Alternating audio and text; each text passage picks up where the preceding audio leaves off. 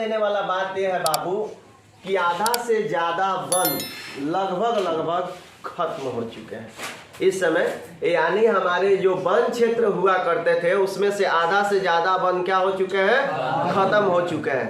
तुम लोगों को ऐसे बोल रहे हो खत्म हो चुके हैं, कोई चेहरे पर जो है रुआसी नहीं है, उदासी नहीं है।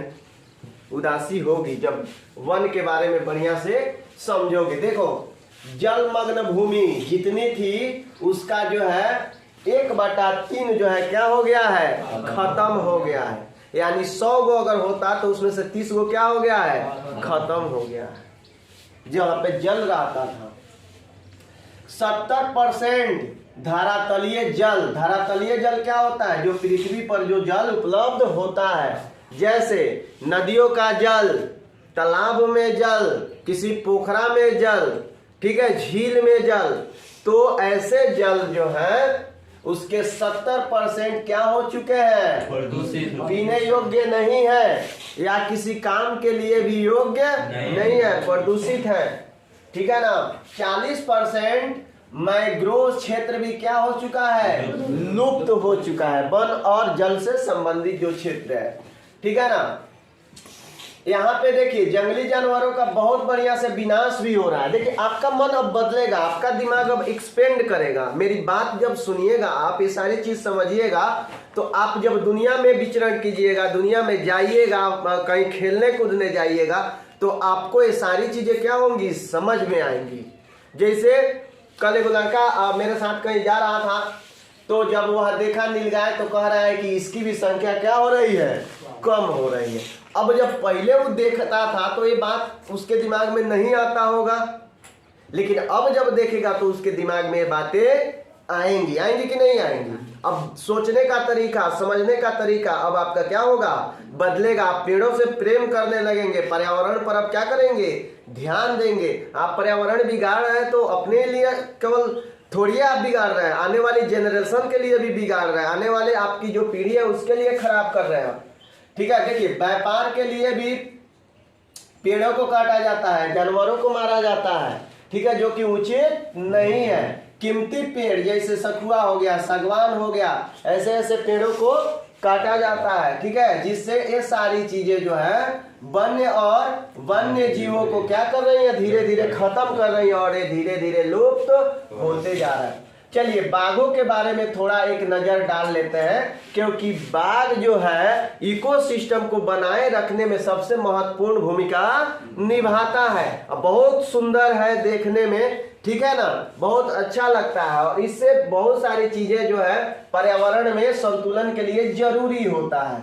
इनकी संख्या 1973 में 55,000 के करीब हुआ करती थी। कितना हुआ करते थे, लेकिन अभी कितना है, मात्र और मात्र 1,827 बच गया। बताइए कितनी संख्या का ह्रास हुआ है इन बीते कुछ वर्षों में। लगभग खत्म होने के कगार पर बाघ पहुंच गया है, ठीक है ना। देखिए इतना 55,000 से 1,000 हो गया।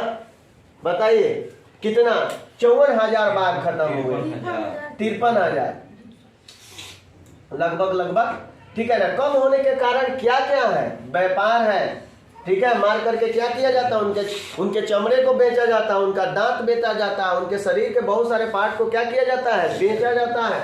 चोरी, उसकी चोरी भी होती है, तस्करी भी होती है, ठीक है ना। जैसे कोई जू वाला मांग लिया, कोई चिड़ियाघर वाला मांग लिया कि हमको बाघ चाहिए, तो लोग क्या कर देंगे, चुरा के उसको बेच देंगे। आवास में कमी, उसके आवास में क्या हो रही है, कमी। घर उजाड़ दिएगा तो कोई चीज ज्यादा दिन तक सरवाइव। अब मान लीजिए वन में रहने वाले जीव है, बाघ को गहन वन चाहिए, अब वने खत्म हो जाए, कहाँ रहेगा बेचारा। नदी बह रही है, नदियाँ सूख जाए तो क्या पिएगा, ठीक है। तो ये सारी चीजों, आवास की कमी हो रही है। अब भोजन की भी क्या हो रही है, कमी हो रही है। भोजन की क्या हो रही है, कमी। अब मान लीजिए हिरण को खाता है और सारी चीजों को खाता है, वही जब खत्म होने लगे तो भोजन में क्या हो जाएगी, कमी हो जाएगी। तो 1 3 4 कई चीज, व्यापार, चोरी, आवास की कमी, भोजन की कमी, ये सारी चीजें बाघों के कम होने के क्या है, कारण है। बाघों के कम होने के कारण है, ठीक है ना।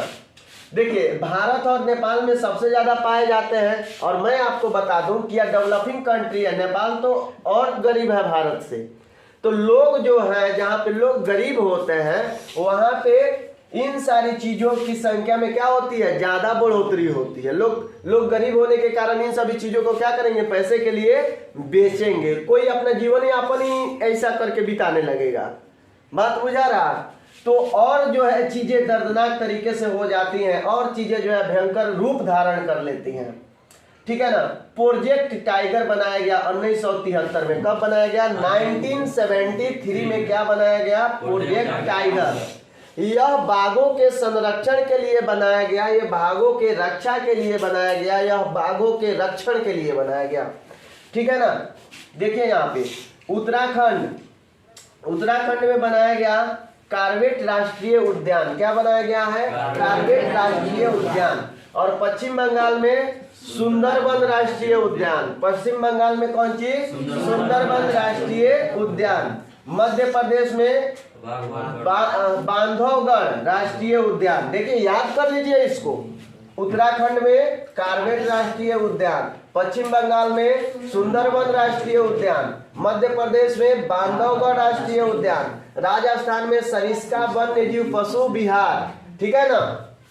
उसके बाद असम में देखिए, यहाँ पे असम में मानव बाघ रिजर्व। असम में क्या है, मानव। देखिए बाबू, यह केवल मैट्रिक तक ये सारी जानकारियां जो है आपको फायदा नहीं पहुंचाएंगी। ये सारी जानकारियां आपको भारत स्तर पर, राष्ट्रीय स्तर पर जो भी एग्जाम होते हैं उसमें आपको बहुत फायदे पहुंचाएंगे। ठीक है ना। तो इसको एज ए लाइफ लॉन्ग लेके चलने का प्रयास करेंगे। ठीक है ना। जैसे देखिए केरल में पेरियार बाघ रिजर्व। केरल में क्या है, पेरियार बाघ रिजर्व। ये सारी चीजें, ये सब रिजर्व जो है, ये सब उद्यान जो है बाघों के संरक्षण के दिशा में उठाया गया उदाहरण है। बाघों के संरक्षण की दिशा में उठाया गया क्या है, कदम है। क्योंकि देख रहे हो इनका ह्रास कितना तेजी से हुआ है, यह खत्म, यह लुप्त कैसे हुए हैं धरती पर, कितना तेजी से लुप्त हुए हैं। तो बाघ अगर नहीं रहेंगे तो आने वाली पीढ़ी केवल किताबों में देखेगी। जिस तरह हम लोग किताबों में डायनासोर देखते हैं, उसी तरह आने वाली पीढ़ी भी ऐसे किताब में देख के अपने नयन का प्यास बुझा लेगी कि बाघ भी हुआ करते थे। ठीक है ना। इसी तरह की और सारी चीजें वन्य और वन्य जीवों के बारे में लेकर के हम नेक्स्ट वीडियो में उपस्थित होंगे। तब तक अपने दोस्त और होस्ट को दीजिए इजाजत। जय हिंद।